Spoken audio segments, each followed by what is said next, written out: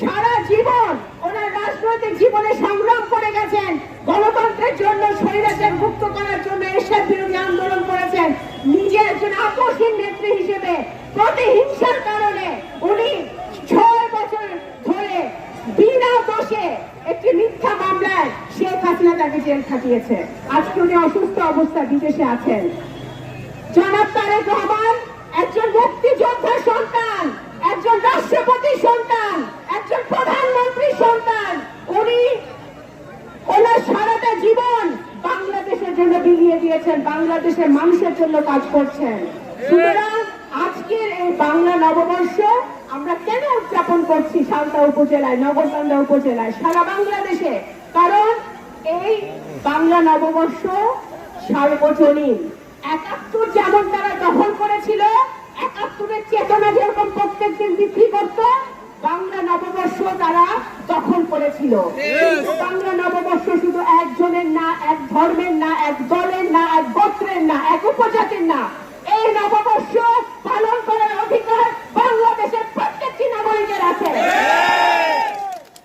সুতরাং এই দেশটা কেউ আমাদেরকে দিয়ে যায় নাই। 71-এ মুক্তিযুদ্ধ করে এই দেশ স্বাধীন হয়েছে। এই দেশ কারো বাপ দাদার দেশ না। এই দেশ আমাদের সকলের।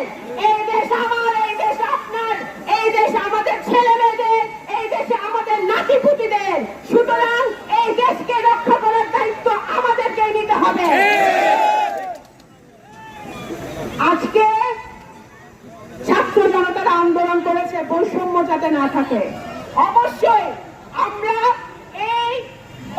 এই নববর্ষে আমাদের এই প্রতিজ্ঞা হোক যে আগামী এই বছরটি হবে গণতন্ত্র প্রতিষ্ঠার বছর, স্বাধীনতার বছর, আমাদের নতুন বাংলাদেশ গড়ার বছর এবং দুর্নীতি মুক্ত, স্বচ্ছ, পরিচ্ছন্ন রাজনীতি প্রতিষ্ঠার বছর এবং বাংলাদেশের প্রত্যেকটি গণতান্ত্রিক প্রতিষ্ঠানকে স্বচ্ছ এবং দুর্নীতি মুক্ত করে প্রত্যেক জনগণের সম অধিকার প্রতিষ্ঠার বছর হবে এই বছর।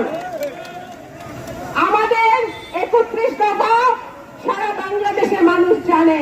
জনাব তারেক রহমান একজন মুক্তিযোদ্ধার সন্তান, একজন রাষ্ট্রপতির সন্তান, একজন প্রধানমন্ত্রীর সন্তান। উনি ওনার সারাটা জীবন বাংলাদেশের জন্য বিলিয়ে দিয়েছেন, বাংলাদেশের মানুষের জন্য কাজ করছেন। সুতরাং আজকের এই বাংলা নববর্ষ আমরা কেন উদযাপন করছি সালতা উপজেলায়, নগরকান্দা উপজেলায়, সারা বাংলাদেশে?